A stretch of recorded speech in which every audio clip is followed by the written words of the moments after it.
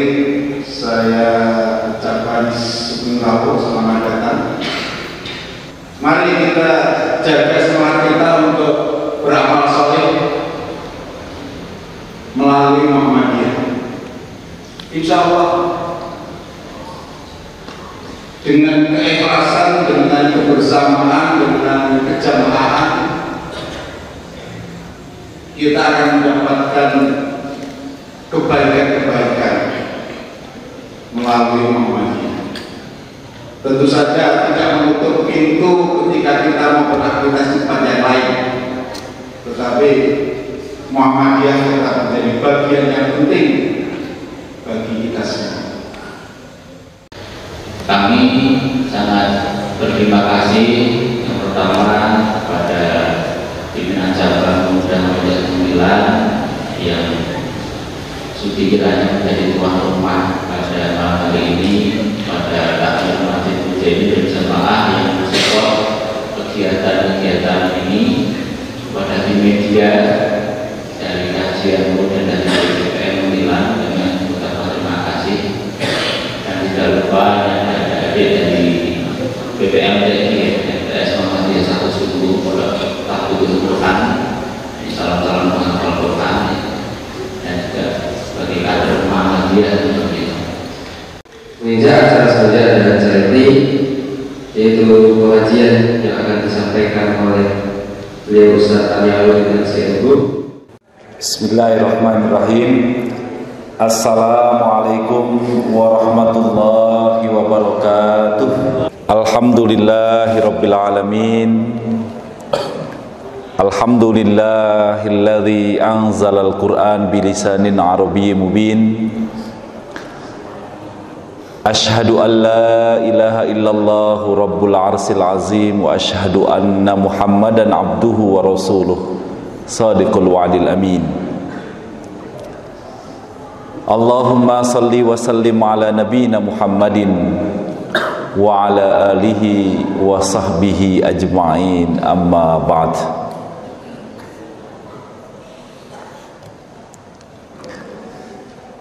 Kami hormati PCM, pimpinan cabang wilayah, pimpinan cabang Muhammadiyah Muntilan, sekaligus juga pimpinan ranting Gunung Pring, ya, sekaligus juga ketua takmir Masjid Mujahidin.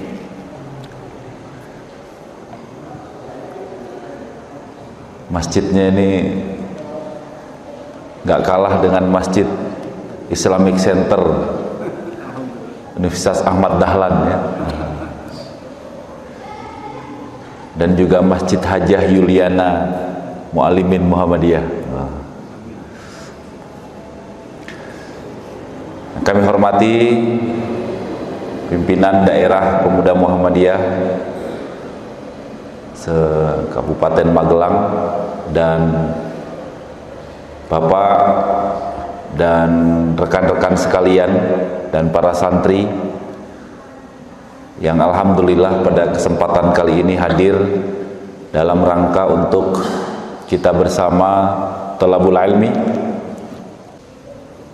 ya, mengkaji ayat-ayat Allah Subhanahu wa taala, mendiskusikan isi kandungannya, tidak lain dan tidak bukan tentu dalam rangka untuk kita mendekatkan diri kepadanya.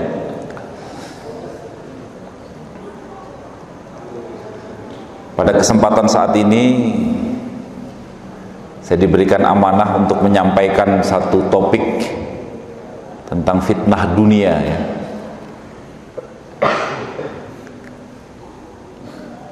Saya biasanya dengar racun dunia, ya tuh. Ini ada fitnah dunia. Apa? Mas, racunnya dunia apa? Hah?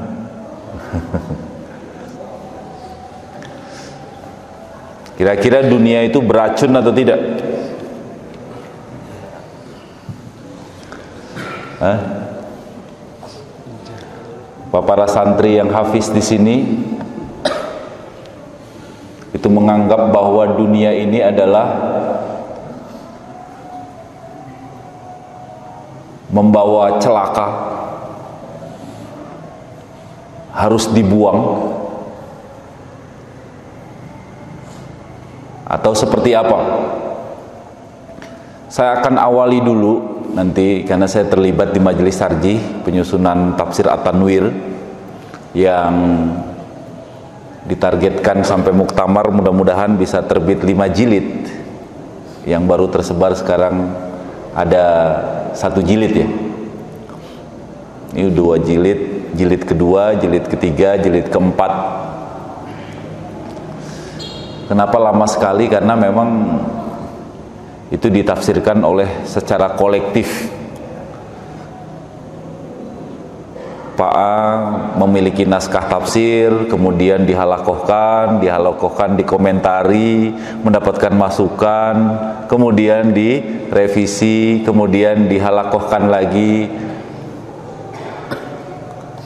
Akhirnya lama selesainya.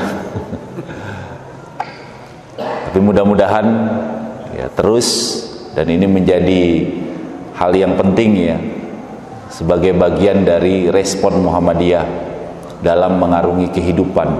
Tapi yang paling penting dalam jilid 1 sebetulnya ada satu materi atau ada satu topik penting ya. Nanti bisa dirujuk dalam surat Al-Baqarah ayat 29. Kita nggak bisa menemukan itu, dan jarang kita temukan dalam literatur tafsir sebelumnya dengan memisahkan ayat 29 sendiri itu. A'udzubillahi minasyaitonirrajim. Huwallazi khalaqalakum ma fil ardi jami'a. Ada kata kunci, dialah Allah Subhanahu wa ta'ala yang menciptakan untukmu segala apa yang ada di bumi. Nah, kita akan diskusi sebetulnya dalam pengungkapan lakum, bahkan diulangi lagi dengan jami'ah, di mana Allah Subhanahu wa ta'ala menciptakan semua yang ada di muka bumi ini, dalam hal ini adalah dunia, itu lakum, untuk kalian miliki, untuk kalian kuasai semuanya, kata Allah Subhanahu wa ta'ala. Maka saya mengawalinya dalam kajian ini dengan bagaimana kita memiliki pandangan teologis terhadap dunia, di mana pandangan itu adalah pandangan yang dalam tafsir At-Tanwir disebut dengan pandangan afirmatif. Pandangan yang baik terhadap dunia, pandangan yang tidak anti dunia, pandangan bahwa dunia ini diciptakan Allah, diberikan oleh Allah untuk manusia semuanya, yang tentu diberikan Allah Subhanahu wa ta'ala semuanya dalam rangka untuk dijaga, untuk dikembangkan, bahkan untuk dilestarikan, dan untuk hal-hal yang membawa kemaslahatan. Nah, ini hal yang pertama dulu, bahwa Allah menciptakan dunia itu untuk kita, maka dunia itu baik.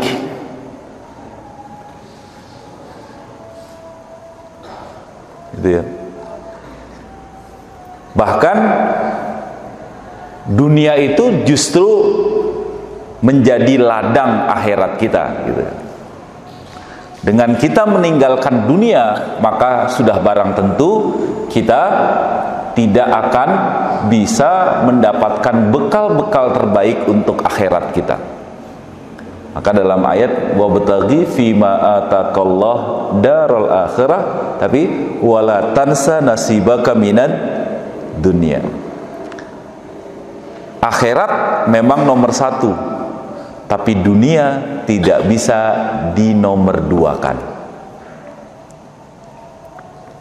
Nah, ini pandangan penting yang dalam tafsir At-Tanwir nanti dikaji dalam Al-Baqarah ayat 29 tadi. Ini pandangan yang penting. Karena banyak saat ini yang merasa bahwa dunia ini adalah awal dari kehancuran bagi manusia. Karena dunia inilah yang membuat saya hancur. Dunia itu terkutuk. Dunia itu adalah awal dari kehancuran dan lain sebagainya sebagai sebuah pandangan yang ini harus benar-benar diluruskan sebelum masuk pada ranah fitnah dunia.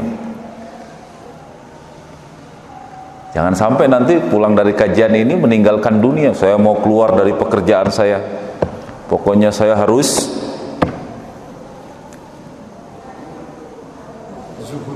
zuhud. Ini tahfiz Quran apabila mengatakan bahwa belajar Quran itu tidak ada kaitannya dengan dunia. Belajar Quran, menghafal Quran itu untuk kemaslahatan dunia. Belajar ilmu pengetahuan umum, belajar matematika, belajar berhitung, belajar bahasa Inggris, belajar bahasa Arab, itu juga bagian dari keduniaan. Maka nggak bisa itu. Maka kalau ditanya, kebetulan saya di Mu'alimin itu pembelajarannya gimana? 50% agama, 50% umum, atau seperti apa? Umumnya 30%, agamanya 70%. Saya bilang umumnya 100%, agamanya 100%. Karena tidak ada lagi dikotomi. Saya belajar agama untuk pengembangan ilmu pengetahuan dalam rangka untuk kemaslahatan dunia, belajar tentang kaitannya dengan ilmu-ilmu umum dalam rangka untuk juga kemaslahatan dunia. Nah, ini hal yang sangat penting. Maka dalam rumusannya disampaikan, saya bacakan nanti, dibaca itu di ayat di halaman 133 itu di dalam tafsir At-Tanwir. Dirumuskan di situ bahwa dunia itu diciptakan dan dianugerahkan oleh Allah untuk manusia, untuk dikelola dan untuk didaya gunakan, dimanfaatkan. Itu anugerah ilahiyah, pemberian Allah Subhanahu wa taala. Maka ini bisa ada tauhid ini. Berarti menolak pemberitaan atau pemberian Allah dalam arti kita tidak mau menjaganya, tidak mau memanfaatkannya, itu melanggar ketauhidan itu. Baik secara mulkiyah, secara uluhiyah, dan termasuk juga di dalamnya adalah mungkin asma wa sifahnya.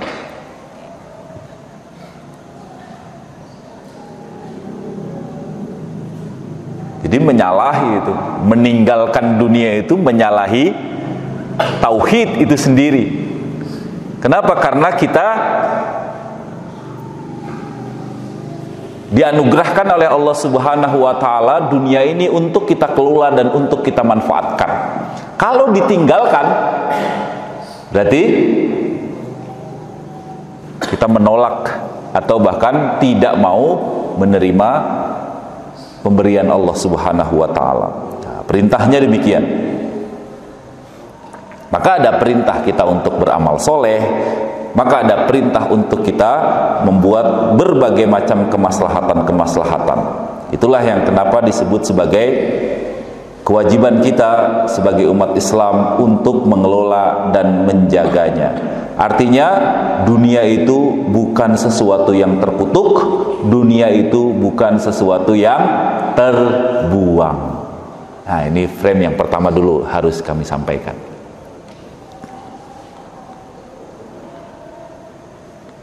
Jadi kalau di dalam bukunya itu Pak Quraish Shihab itu, saya nggak pernah menghitung langsung kebetulan, tapi dalam bukunya Mukjizat itu dunia sama akhirat, saya langsung percaya saja dalam bukunya Mukjizat itu. Sampai sekarang pengen hitung tapi nggak, sama-sama itu 115 kali itu disebutkan. Dunia disebutkan 115 kali, akhirat itu disebutkan 115 kali. Begitu seimbangnya. Maka tadi wabtaghi fima ataqallah daral akhirah wala tansa nasibaka minan dunia. Jadi nggak boleh benci terhadap dunia. Itu yang kita sebut dengan pandangan teologis afirmatif terhadap dunia. Ini menjadi hal yang sangat penting, di mana marak saat ini seolah-olah berbagai macam permasalahan-permasalahan yang kita hadapi, kesulitan-kesulitan yang ada dalam diri kita, kita mengklaim dan menganggap bahwa dunia sudah tidak berpihak kepada kita. Dunia kejam dengan kita. Ini namanya fitnah dunia, yang akhirnya kemudian dia lepas semua dan dia anggap bahwa keduniaan ini sumber malapetaka. Padahal tentu tidak. Justru dunia Allah Subhanahu wa taala berikan, anugerahkan untuk dikelola dan dimanfaatkan. Dan karena kita mengelola dan memanfaatkan, itulah bekal kita nanti di akhirat. Apa bekalnya? Kalau tidak akan pernah mungkin. Nah, ini yang penting. Mazra'atul akhirat itu hal yang sangat penting. Jadi dari dasar inilah saya akan awali bagaimana pandangan kita terhadap dunia. Jadi mendengar kata fitnah terhadap dunia, jadi jangan dianggap bahwa dunia itu jahat. Gitu. Namun demikian, ketika kita tidak memiliki kemampuan untuk mengelola dan memanfaatkan, itulah yang menjadi permasalahan, sehingga kemudian kita jauh dari Allah Subhanahu wa taala. Termasuk di dalamnya adalah jauh dari nilai-nilai ketauhidan. Apa sumber utamanya? Saya akan kaji di sini penyebabnya. Terjadinya penyimpangan-penyimpangan. Saya tidak menyebut sebuah kesesatan, tapi penyimpangan terhadap pengamalan ajaran agama. Termasuk di dalamnya adalah ya ajaran agama yang kita pahami kan, termasuk di dalamnya adalah apakah itu kaitannya dengan akidah, akhlak, ibadah, atau bahkan muamalah duniawiyah, yang dalam kajian kita saat ini adalah tauhid, yang merupakan pokok bahasan dari akidah itu sendiri. Itu sebetulnya sumber dan penyebab utama penyimpangan terhadap ajaran agama itu adalah ketidakfahaman, ketidaktahuan akidah yang murni itu seperti apa, ketidaktahuan akhlak yang terpuji itu seperti apa, ketidaktahuan ibadah yang sesuai dengan tuntunan seperti apa, ketidaktahuan bagaimana muamalah duniawiyah yang itu dituntunkan seperti apa. Maka dalam mengarungi dunia, ketika dunia yang diberikan oleh Allah Subhanahu wa taala lakum jami'an untuk dikelola dan dimanfaatkan tanpa dibekali dengan sebuah pengetahuan, hadirnya adalah apa yang kita sebut dengan fitnah dunia tadi. Maka kuncinya adalah pengetahuan, kuncinya adalah mengerti tentang ajaran. Karena penyebab utama penyimpangan yang terjadi dalam ajaran agama adalah ketidakfahaman dan ketidaktahuan. Gak paham, gak tahu, ya karena gak mau belajar, gak mau membaca, gak mau ikut kajian, hanya sekedar akhirnya mengarah pada penyebab-penyebab yang selanjutnya. Saya ingin mengibaratkan bahwa sebetulnya setelah kita bertauhid inilah kita harus libatkan rasio dan akal kita. Bukan untuk mempertanyakan akidah dan ketauhidan kita, tapi dalam rangka untuk mempertahankan apa yang kita yakini dan apa yang kita esakan.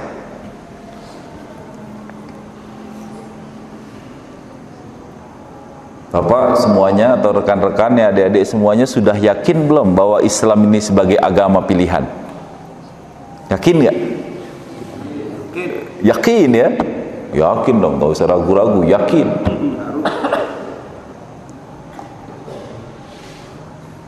Islam is my choice, gitu.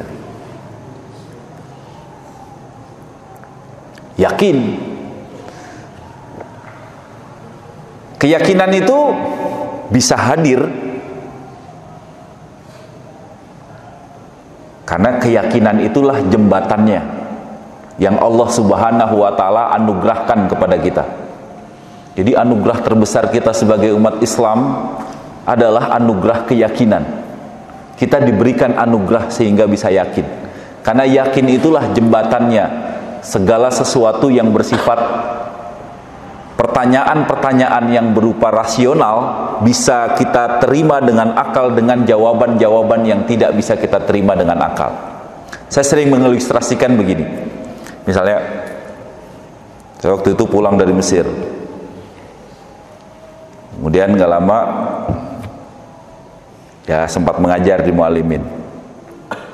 Setahun, 2 tahun, tiba-tiba saya dikenalkan sama adik saya, temannya. Nah, kenallah 2 pekan, saya sampaikan kepada bapak saya mau menikah dengan dia. Apa pertanyaan bapak saya? Kenapa mau menikah sama dia? Masuk akal nggak pertanyaan bapak saya itu? Masuk akal dong. Jawaban saya, oh, baik kayaknya, cantik lagi. Wah, lembut, orang Jogja. Saya jawab, apakah jawaban saya itu masuk akal dan langsung bisa diterima oleh bapak saya? Bapak saya langsung menjawab, banyak yang lebih baik kayaknya yang kamu kenal. Mungkin lebih lama dari itu. Banyak yang lebih cantik. Tapi kenapa mau sama dia? Duh, baik, bapak aja belum lihat segala macam. Apa tuh jembatannya?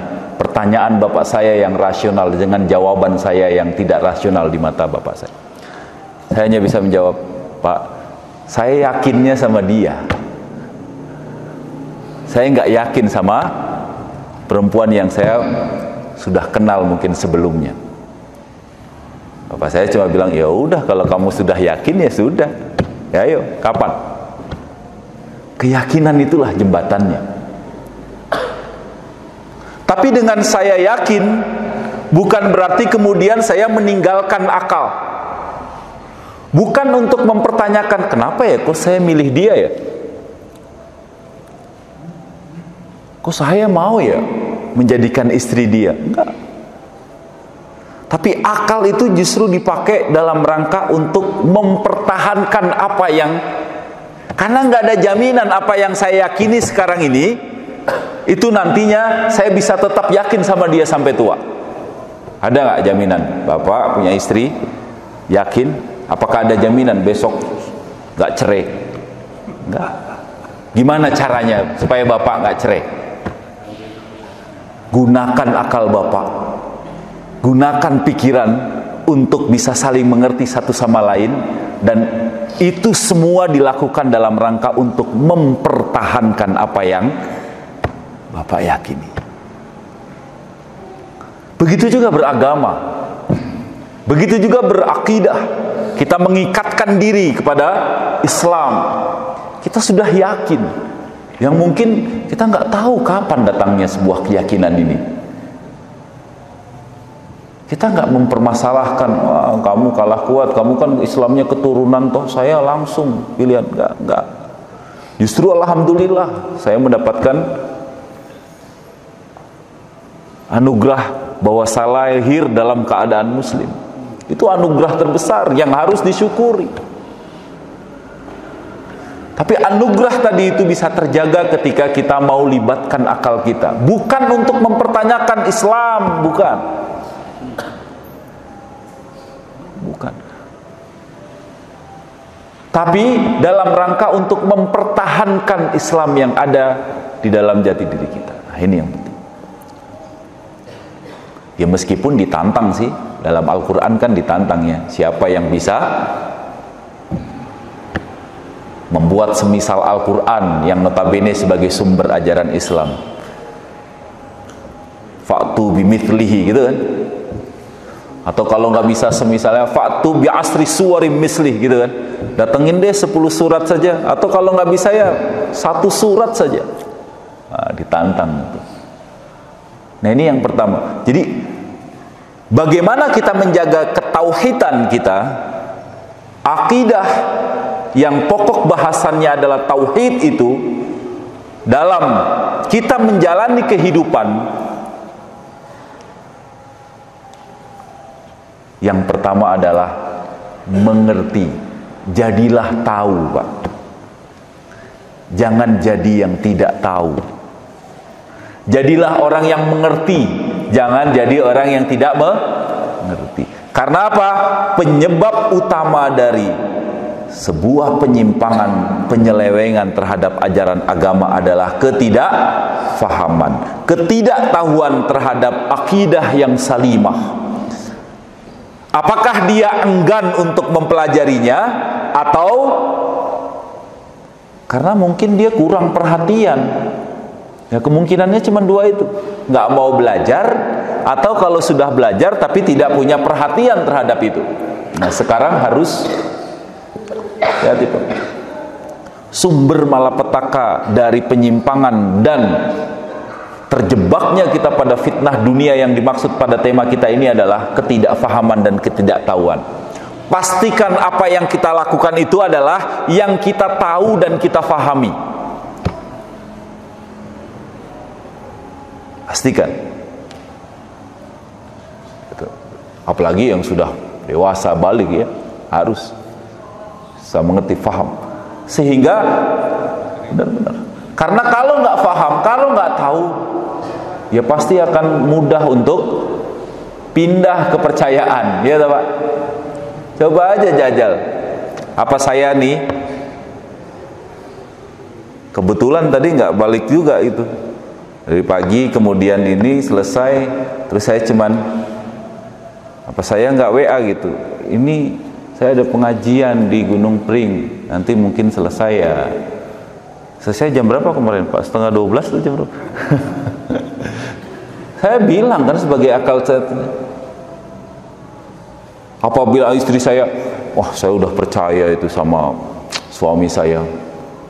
Saya suaminya nggak pulang sehari, nggak pulang 2 hari, nggak pulang 3 hari, nggak dicariin. Percaya saya udah yakin. 4 hari, 5 hari, wah sebulan, 2 bulan, 3 kali lebaran misalnya nggak pulang-pulang itu. Tiba-tiba mungkin karena nggak pulang-pulang, tiba-tiba mungkin ada yang WA, ada yang apa, bisa nggak pindah dia kepercayaannya dari yang di rumah ke yang lain? Bisa tuh Pak. Sama dengan beragama. Ketika kita nggak punya perhatian terhadap agama kita dan enggan untuk mempelajarinya, maka yakinilah pasti kita akan sedikit demi sedikit dan terkikis apa yang kita percayai. Akhirnya apa? Ya sudah, ikut-ikutan. Karena ikut-ikutan, akhirnya apa yang dia lakukan ya sama sekali tidak punya pengaruh dalam dirinya, yang akhirnya kemudian jauh-jauh dan bikin jauh. Nah itu yang pertama. Bagaimana kita menjaga tauhid dari fitnah dunia yang dimaksud di sini adalah karena tidak didasari dengan pengetahuan dan ilmu pengetahuan. Yang efeknya nanti yang menjadi sebab itu akhirnya apa? Ta'assub. Tahu ya Pak, ta'assub itu artinya fanatik. Fanatik. Pokoknya Apa kata dia, ikutin. Yang akhirnya apa? Dia nggak tahu apakah itu benar atau salah. Atau bahkan dia fanatik apa yang diwariskan oleh nenek moyangnya atau orang-orang terdahulunya. Sekalipun itu di luar dari nalar dia. Sebetulnya sih saya udah nggak percaya ya amalan ini, tapi karena ini udah tradisi keluarga kita ya begini ya, jadi ya itu yang akhirnya kemudian apa yang disebut dengan fitnah dunia tadi, karena dia nggak mau melawan dengan akalnya, dengan apa yang dia mengerti untuk meluruskan tadi.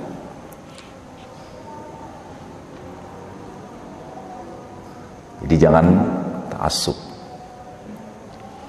Bukan berarti kemudian ya kita wah apa yang disampaikan oleh misalnya ketua takmir atau PCM atau PRM, wah nggak perlu diikutin, ta'assub itu ngikutin. Bukan itu maksud ta'assub. Dalam arti di sini adalah dia ikut tanpa mempertimbangkan kembali kebenarannya, yang seolah-olah apapun yang hadir dari apa yang memang dia percayai sebelumnya, kemudian itu merupakan sebuah kebenaran.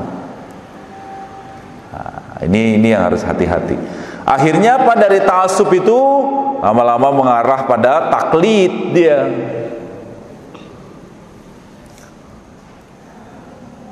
Tanpa dia mengetahui dalilnya, tanpa dia mengetahui dan menyelidiki dulu sejauh mana kebenarannya. Pokoknya yang penting ikut dulu.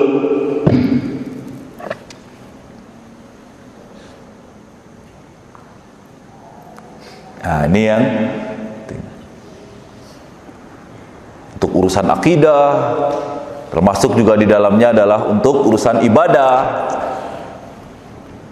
Ya itu sumbernya karena dia tidak mau tahu, tidak mau mengerti, dan tidak mau belajar, dan menganggap remeh urusan ini. Sehingga apa? Dia ta'assub, dia taklid.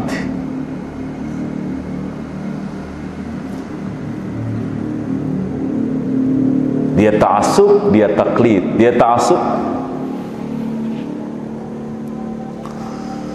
Itu diantara penyebabnya. Dan bagaimana kita menjaga tauhid dan akidah kita dari fitnah dunia itu adalah harus memastikan bekal ilmu pengetahuan tadi, sehingga kita bebas dari ta'assub, bebas dari taklid tadi. Kemudian dua yang terakhir yang saya catat di sini adalah ghulu. Ini kita nggak tahu ya, kata ghulu ini artinya adalah memang ya memang setiap kita punya niat macam-macam ya. Misalnya bukan berarti wah sama ustadz atau sama kiai itu wah sampai cium tangan, itu ghulu itu. Ya kalau kita memang memahami bahwa posisi ustadz atau kiai tadi itu melebihi porsinya dia, ya itu memang ghulu, yang dalam arti kita menyandarkan urusan kita kepadanya. Itu ghulu jelas. Ya, karena memang bisa jadi tipis untuk kita menghormati, untuk kita. Saya teringat dulu informasinya Majelis Tarjih atau Muhammadiyah pernah melarang kan untuk pemasangan foto Kiai Haji Ahmad Dahlan ya. Tidak lain dan tidak bukan alasannya karena memang sudah memposisikan ada indikasi ghulu terhadap sosok Kiai Haji Ahmad Dahlan. Yang saat ini ya, kita sudah paham bahwa ini adalah panutan pendiri Muhammadiyah yang memang harus kita hormati, harus kita juga jaga, harus kita terus lanjutkan perjuangan-perjuangannya, itu baik. Tapi kita sudah mengarah pada menyandarkan dan menganggap bahwa dia sosok fotonya, sosok kuburannya, atau sosok orang yang masih hidup tadi itu membawa kemadharatan dan membawa keburukan terhadap diri kita, itu yang kemudian mengarah pada sikap ghulu tadi. Mencintai sosok ustadz, sosok kiai, sosok wali, atau orang-orang soleh dan mengangkat mereka di atas derajat semestinya, itulah ghulu. Itu juga salah satu penyebab terjadinya penyimpangan terhadap ajaran agama, khususnya akidah dan tauhidullah. Sehingga mereka meyakini bahwa sesuatu tidak mampu dilakukan kecuali kalau itu harus dengan itu dulu, kalau enggak bisa jadi. Wah, itu kan sudah menjadikan tandingan Allah. Ghulu ini bisa jadi kepada benda mati atau bisa jadi juga kepada makhluk hidup.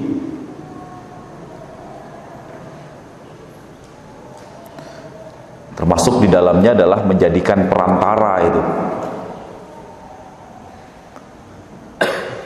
sampai mengarah pada dia mau menyembahnya,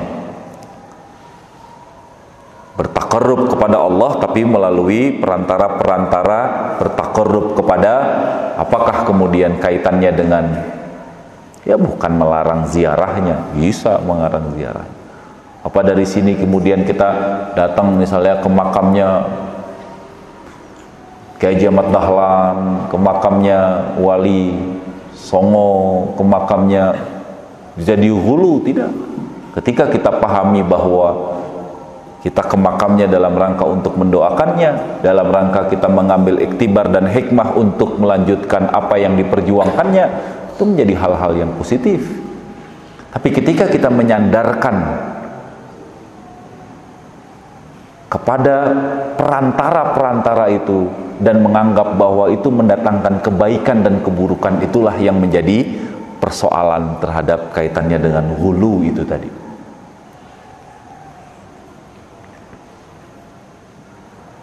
Nah, ini tipis nih ya, jadi yang tahu ya nanti ketika ada, kok saya sudah memposisikan lebih dari ininya ya, wah ini yang dilarang. Tapi ketika itu masih kaitannya dengan ihtiraman, penghormatan, masih kaitannya dengan, berkaitan dengan hal-hal yang itu ya, jauh dari nilai-nilai yang mengarah pada kesyirikan, saya pikir ada masalah. Kemudian yang terakhir ya, akhirnya kalau ghulu sudah berlebih-lebihan, taklid, fanatik atau ta'assub yang akhirnya mengarah pada sifat atau ghaflah itu. Ghaflah itu artinya lalai.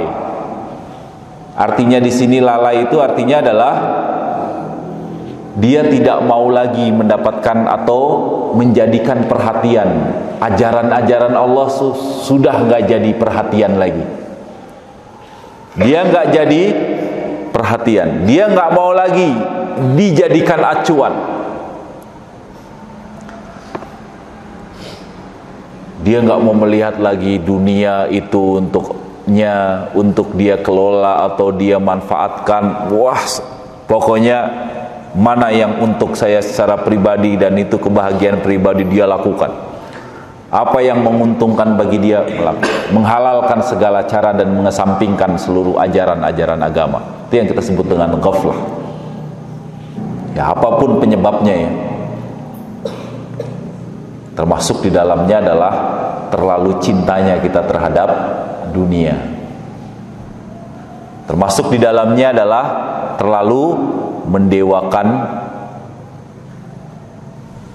ilmu pengetahuan dan teknologi. Nah, itu juga yang akhirnya mengarah pada kesombongan, takabur, ya tentu pasti akan jauh dari ya apa yang dilakukan Firaun ya. Apa yang dilakukan orang-orang yang mengaku, orang-orang terdahulu yang mengaku Tuhan. Karena dengan kesombongannya dia menganggap bahwa dia mampu melakukan berbagai hal yang akhirnya mengarah pada sikap ghaflah tadi. Nah, inilah Bapak-bapak dan rekan-rekan dan adik-adik semuanya, bahwa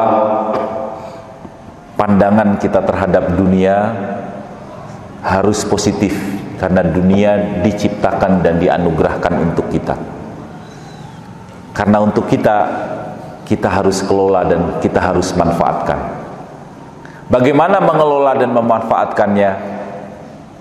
Satu-satunya cara adalah dengan ilmu pengetahuan, dan kita harus mau mempelajarinya. Dari mana kita mempelajarinya? Ya tentu mempelajari dari sumber ajarannya, Al-Quran dan As-Sunnah. Termasuk di dalamnya adalah apa yang menjadi pandangan-pandangan para ulama-ulama. Termasuk di dalamnya adalah pandangan ulama-ulama mazhab sekalipun. Itu bisa menjadi referensi. Itu bisa menjadi sandaran awal untuk bisa kita mendapatkan pemahaman-pemahaman, sehingga apa yang kita laksanakan benar-benar sesuai dengan apa yang kita yakini dan kita mengerti. Kita bebas dari hal yang namanya ta'assub, kita terbebas dari taklid, kita terbebas dari ghaflah, kita terbebas dari ghulu. Nah, itu 4 penyakit itu tuh. Tinggal masih ta'assub atau tidak, masih taklid atau tidak, masih ghulu atau tidak, masih ghaflah atau tidak, masih fanatik enggak terhadap amalan-amalan nenek-nenek moyang, masih fanatik enggak dengan amalan-amalan yang nyata-nyata itu jauh dari nilai-nilai kebenaran yang bersumber dari ajaran agama. Kalau masih, murnikan.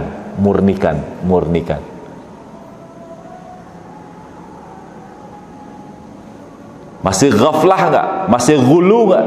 Masih taklid enggak? Murnikan. Nah, itulah semangat yang sering kita menyebutnya sebagai sebuah tasdid dalam definisi yang memurnikan ajaran. Karena hal-hal yang berkaitan dengan ketauhidan, akidah, ibadah, itu hal-hal yang kaitannya sudah tertutup kan, nggak bisa dikembangkan lagi. Maka satu-satunya cara adalah dengan kita murnikan. Bagaimana memurnikan tadi itu? Dengan kita mengetahui dan memahaminya dengan baik. Nah, itu yang pertama. Apa penyebab-penyebabnya sudah saya sampaikan.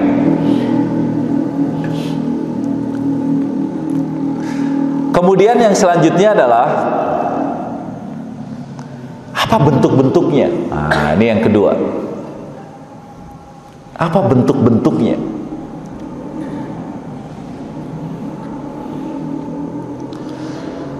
Bentuk-bentuk penyimpangan akidah, penyimpangan pokok bahasan akidah dalam hal ini adalah ketauhidan kita. La ilaha illallah, asyhadu an la ilaha illallah. La ilaha illallah. Baik secara uluhiyah, bahwa hak Allah lah yang patut disembah. Secara rububiyah, bahwa Allah lah yang memiliki semuanya dan dianugerahkan kepada seluruh manusia, khususnya yang ada di dunia.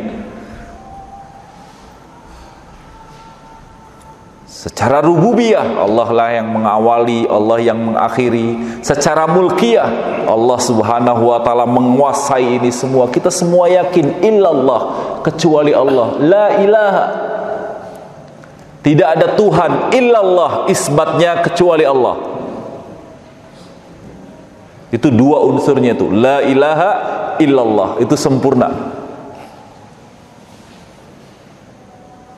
Jadi kalau orang ateis itu katanya sebetulnya sudah lumayan itu, ketauhidannya baru setengah itu, la ilaha itu. Tapi kita la ilaha illallah, isbat, penetapan hanya Allah subhanahu wa ta'ala, tidak ada yang lain. Nah, tentu bentuknya apa? Bentuknya adalah sebuah kesyirikan. Baik syirik yang dalam definisi yang besar maupun syirik dalam definisi yang kecil. Syirik kecil itu apa? Syirik kecil Apa Mas? Syirik kecil? Syirik kecil apa? Ria. Ria itu apa? Pamer. Pamer dalam definisi, pamer dalam hal menjalankan ajaran agama. Jadi jangan nanti misalnya SMA Taruna Gunung Pring buat promosi baleho lebar-lebar gitu, ini ria ini. Itu bukan itu nggak masuk ria itu promosi memang harus seperti itu ya. Oh ria, bikin kalender ternyata wah gambar ria ini, tidak, itu bukan ria. Itu dalam arti dalam menjalankan ajaran agama. Artinya apa? Dia menjalankan ajaran agama dijalankan tidak didasari dengan niat ikhlas karena Allah Subhanahu wa taala. Dia sholat karena untuk yang lain. Dia menjalankan kebaikan karena untuk orang yang lain.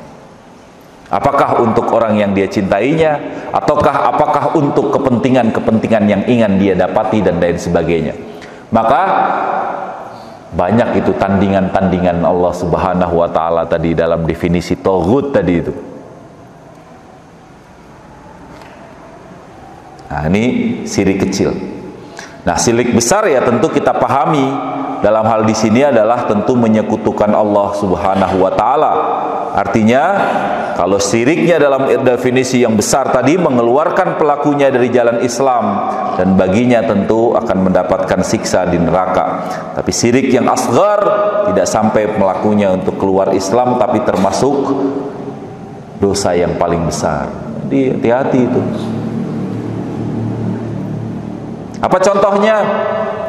Bersumpah atas nama selain Allah Subhanahu wa taala. Bahkan misalnya apa lagi? Menyembelih, menjalankan berbagai macam aktivitas untuk selain Allah Subhanahu wa taala. Itu bentuk syirik. Apalagi gunakan jimat. Masih ada yang pakai jimat? Atau apa? Ya, kira-kira cincinnya punya pengaruh nggak, Pak? Saya bilang jimat langsung begini-begini misalnya. Bukan berarti, tapi dianggap bahwa benda yang dia miliki itu memiliki dampak yang mendatangkan kebaikan maupun kemadharatan selain Allah Subhanahu wa taala. Nah, itu juga banyak ya hadis Nabi sallallahu alaihi wasallam kaitannya dengan bagaimana tamimah itu masuk kriteria dari kesyirikan. Apapun nanti bentuk jimat-jimat tadi, menyandarkan dengan benda-benda atau hal-hal yang kita cintai untuk mendatangkan kemaslahatan atau kemadharatan. Banyak hal lain lah, termasuk di dalamnya adalah aktivitas-aktivitas yang biasa dilakukan. Termasuk di dalamnya adalah tentu aktivitas yang berkaitan dengan perdukunan, aktivitas kaitannya dengan ilmu-ilmu dukunnya tadi itu. Apakah pelet lah, ataukah kemudian ru'yah yang tidak syar'i ya, dalam arti dengan mantra-mantra atau bacaan-bacaan yang tidak bisa kita pahami, atau bahkan yang hal-hal yang lain. Tapi kalau fatwa kita kaitannya dengan ru'yah itu, ada fatwa majelis tarjih itu ya diizinkan itu selama ya memang Rasul pernah mempraktekannya, tapi bacaannya itu adalah bacaan yang bisa dipahami. Bacaannya itu adalah bacaan Al-Quran dengan bahasa Arab yang bisa dipahami, dengan kesadaran bahwa yang menyembuhkan Allah Subhanahu wa ta'ala itu. Tapi kalau dengan mantra-mantra atau bacaan-bacaan yang tidak kita pahami, itu awal dari apa yang kita sebut dengan sebuah kesyirikan. banyaklah perdukunan tuh, sihir dan lain sebagainya, itu yang mengarah pada, termasuk juga di dalamnya adalah ya mungkin sekarang tidak populer ya, ilmu perbintangan dan lain sebagainya, itu juga hal-hal yang membawa kita, zodiak.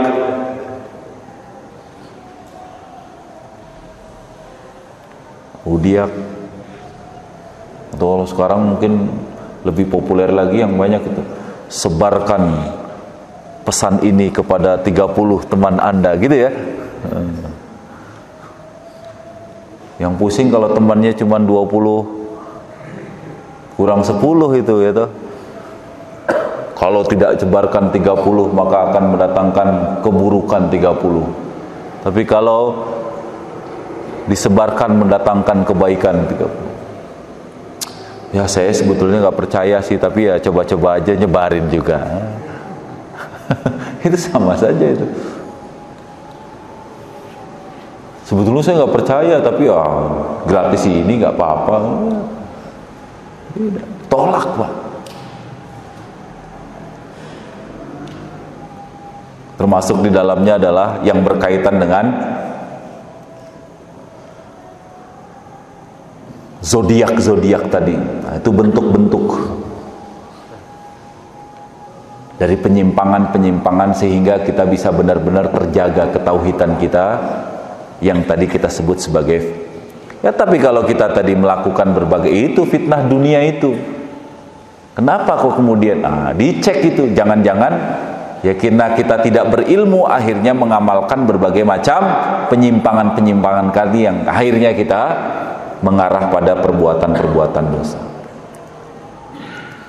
Termasuk juga di dalamnya adalah bid'ah. Apakah itu urusan ketauhidan, akidah, termasuk di dalamnya adalah urusan ibadah, termasuk di dalamnya adalah urusan akhlak.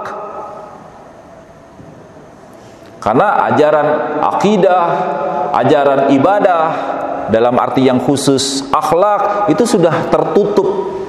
Gak bisa kita kembangkan. Wujud pembaharuan yang dilakukan adalah dengan dimurnikan. Tapi kalau yang masih berkaitan dengan muamalah duniawiyah ya memang harus bid'ah. Dalam arti harus dikembangkan, harus dilakukan proses dinamisasi, reformasi. Ini bid'ah. Jangan sampai.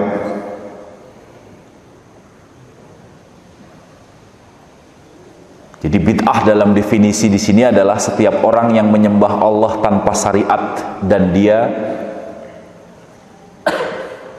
baik itu kaitannya dengan secara keyakinan, ucapan maupun perbuatan. Siapa yang menyembah Allah tanpa syariat yang ditetapkan, menyembah Allah tanpa syariat yang ditetapkan, baik itu dari segi akidah, ibadah, perbuatan, ucapan, maka dia termasuk orang yang kita nggak bisa mengada-ngada sebuah syariat.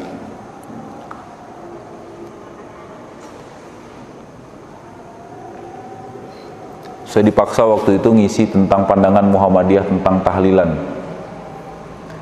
Padahal di forum kecil itu mahasiswa di masjid kampus Ahmad Dahlan, ternyata direkam kayak gini juga, viral juga tuh, dipotong-potong juga. Saya dibilang durhaka, ini generasi kayak Ahmad Dahlan yang durhaka macam-macam. Padahal ada berbagai hal yang memang perlu juga diklarifikasi dan lain sebagainya. Ketika semuanya clear, ya terjadi perbedaan gak ada masalah, tapi karena kita saling mengerti semuanya akan indah harusnya. Nah, ini penyimpangan-penyimpangan yang itu harus kita antisipasi dengan baik. Maka pastikanlah segala yang bertentangan dengan apa yang itu, baik itu perbuatan, ucapan dan lain sebagainya, tidak bisa kita lakukan. Segala perkara yang digunakan untuk mendekatkan diri kepada Allah, sedangkan Rasul Shallallahu Alaihi Wasallam melarangnya, gak mungkin itu adanya kontradiksi tadi. Jadi tidak mungkin. Itu bentuk-bentuknya. Termasuk juga di dalamnya terakhir ini mungkin adalah ya yang kekinian lah. Ada yang kita sebut dengan, saya tulis di sini misalnya ada kaitannya dengan liberalisme, pluralisme, apa lagi? Sinkretisme. Banyak tuh yang itu juga kemudian sekarang terus mengemuka. Urusan dunia berbeda nih dengan urusan dunia itu urusan yang pokoknya halalkan segala cara. Urusan masjid-masjid di luar masjid beda. Atau bahkan mengarah pada sinkretisme, menyamaratakan agama. Atau bahkan pluralisme yang menganggap bahwa semua agama bisa diterima dan bisa dikatakan benar. Atau bahkan yang lainnya, bentuk-bentuk penyimpangan yang lain, pemisahan, sekularisme, liberalisme. Termasuk liberalisme artinya di sini adalah memahami nas-nas dengan akal yang bebas.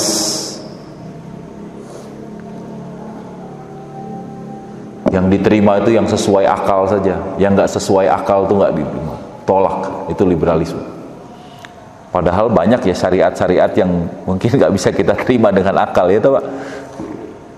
Apa contohnya ya? Ya toharoh saja nggak bisa kita cerna dengan akal itu. Ya kentutnya di sini, ya Pak. Yang dibasuh. Ada nggak wudhu nyiprat-nyipratin? Nggak ada syariatnya, karena memang kalau kita dalam keadaan dingin, dalam keadaan berwudhu, kita bisa itu mengusap khauf atau kaos kaki kita dan lain sebagainya yang menjadi syariat tadi. Ya, tidak hanya apa yang kemudian sesuai, apa yang enak kemudian dilaksanakan, tapi yang tidak sesuai dan tidak enak kemudian tidak dilaksanakan. Nah inilah bentuk-bentuk, dan ini semuanya terus berkembang, terus sampai bahkan cuman beda bungkusnya itu. Ta'assub beda bungkusnya, taklid beda bungkusnya, ghaflah, gulu beda bungkusnya, syirik, banyak sekali syirik-syirik yang dengan gaya dan hal-hal yang baru, yang akhirnya mengarah pada bagaimana membatalkan ketauhidan kita. Ingat loh, tauhid syahadat kita itu bisa batal, sebagaimana sholat, sebagaimana puasa, sebagaimana juga ajaran-ajaran yang memang diperintahkan oleh Allah Subhanahu wa taala. Dan apa pembatalnya? Pembatalnya adalah ketika la ilaha illallah yang kita ucapkan, yang kita yakini itu tidak diiringi dengan konsekuensi kita menjalankan ajaran syariat dengan benar. Ajaran syariat sesuai dengan yang dituntunkan dengan melibatkan akal pikiran kita. Nah, ini yang penting untuk bisa disampaikan. Itu bentuknya. Terus gimana kita menjaga tauhid kita ini? Ayo kita jaga taqarrub kita kepada Allah Subhanahu wa taala. Gimana cara kita menjaga taqarrub dan kedekatan kita kepada Allah? Senantiasa mau beribadah kepadanya. Ibadah dalam definisi yang benar, ibadah dalam definisi yang tidak saja khusus, tapi juga ibadah dalam definisi yang umum. Itu kan yang dipahami oleh kita. Taqarrub ilallah bimtithali awamirihi wajtinabi nawahihi, tapi wal amali bima adzina bihi syari'. Ibadah adalah wujud mendekatkan diri kepada Allah dengan menjalankan perintahnya dan menjauhi larangannya, dan mengamalkan apa yang diizinkan oleh Allah Subhanahu wa taala. Pastikan seluruh aktivitas kehidupan kita, aktivitas dalam rangka untuk kedekatan diri kita kepada Allah. Bagaimana itu? Pastikan aktivitas tadi adalah aktivitas yang diperintahkan. Kalau toh toh itu tidak ada perintahnya, pastikan aktivitas tadi itu adalah aktivitas yang diizinkan oleh Allah. Karena dalam sehari kan pasti nggak ada sih. Ya sehari berapa sih perintah Allah? Berapa? Sholat berapa menit sehari, Mas? Sholat sehari berapa menit sholat? Sekali sholat berapa menit? Hah? 10 menit kali 5 50 menit plus zikir sejam. Masih berapa tuh? Masih 23 jam. Ngapain 23 jam? Tadarus. Berapa jam tadarus? 1 jam pada sholat misalnya. Kalau saya ngaji 1 juz habis subuh ya 30-40 menit lah. Ya misalnya pelan-pelan 30 menit. Taruhlah misalnya 1 jam, masih ada 22 jam. Tidur, mandi, makan, bermain, bekerja, itu semua adalah bagian dari mendekatkan diri kepada Allah Subhanahu wa taala. Maka pastikan apa yang kita lakukan ini adalah aktivitas dalam rangka untuk mendekatkan diri kita kepada Allah. Itulah cara utama untuk kita terbebas dari apa yang disebut sebagai fitnah dunia tadi. Apa yang disebut sebagai hal-hal yang mengarah pada penyimpangan-penyimpangan terhadap praktek-praktek ajaran agama. Ya. Pastiin Pak, ini boleh apa enggak? Saya nonton TV ini saya boleh enggak nih memang saya tonton? Channelnya, oh ini diizinkan, tonton. Habis tonton ketika itu ada azan. Pasti harus kalah dong sesuatu yang boleh dengan suatu perintah. Begitu terus, begitu. Itu yang namanya sebagai bagian dari bagaimana cara kita menghindarkan diri dari penyimpangan tadi. Selamat tadi itu adalah dengan terus mendekatkan diri kita kepada Allah Subhanahu wa taala. Kemudian yang kedua, belajar akidah yang benar itu seperti apa sesuai dengan yang dituntunkan dalam Al-Qur'an. Setelah belajar, amalkan ajaran itu dengan sebaik-baiknya.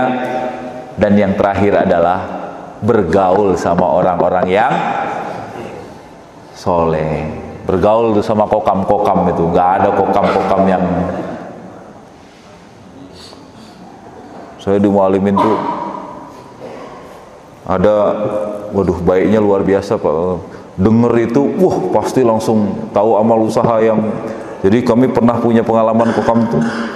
Ada satu karyawan, ternyata ada miskomunikasi lah. Dia ini didatangi oleh debt collector atau seperti apa.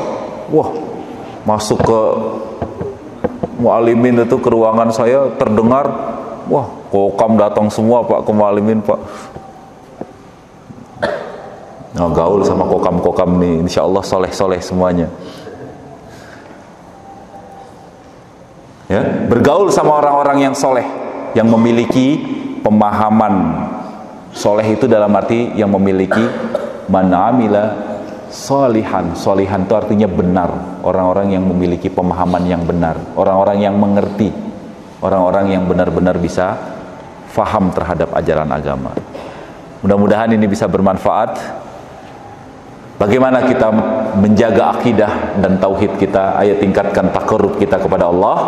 Jadikan seluruh aktivitas kita ini adalah ibadah untuk mendekatkan diri kepadanya. Semua aktivitas. Terus tingkatkan pemahaman kita terhadap ajaran agama, apapun background dan latar belakang kita. Mau dari Mesir, sekolahnya di Mesir, atau bahkan sekolahnya di Magelang, sekolahnya di Jogja, apapun jurusannya, pelajari agama itu. Sekarang begitu mudah. Setelah belajar, dekatlah dengan orang-orang soleh. Insya Allah semua kita akan selamat dari apa yang dimaksud fitnah dunia itu tadi. Mudah-mudahan kita terhindar dari itu semua. Mari kita akhiri dengan kita berdoa kepada Allah Subhanahu wa taala. Mudah-mudahan Allah Subhanahu wa taala senantiasa memberikan perlindungan kepada kita sehingga kita bisa terus menjalani aktivitas dunia ini dengan sebaik-baiknya dalam rangka untuk bekal kita akhirat kelak nanti. Allahumma salli wa sallim ala nabiyyina Muhammadin wa ala alihi wa sahbihi ajma'in. Allahumma ighfir lil muslimina wal muslimat wal mu'minina wal mu'minat al ahya'i minhum wal amwat innaka antas sami'un qaribun mujibud da'wat ya qadiyal hajat. Rabbana la tu'akhid Rabbana atina fid dunya hasanah wa fil akhirati hasanah wa qina adzabannar. Rabbana hab lana min azwajina wa dhurriyyatina qurrata a'yun waj'alna lil muttaqina imama. Allahumma arinal haqqa haqqan warzuqna ittiba'ah wa arinal batila batila warzuqna ijtinabah. Allahumma ja'alna minan najihina fi kulli umurina ya rabbal alamin. Allahumma taqabbal qiyamana wa ruku'ana wa sujudana wa kulli umurina ya rabbal alamin. Rabbana atina fid dunya hasanah wa fil akhirati hasanah wa qina adzabannar. Walhamdulillahi rabbil alamin. Terima kasih, mudah-mudahan bisa bermanfaat. Mohon maaf kalau ada kesalahan. Billahi taufiq wal hidayah. Assalamualaikum warahmatullahi wabarakatuh.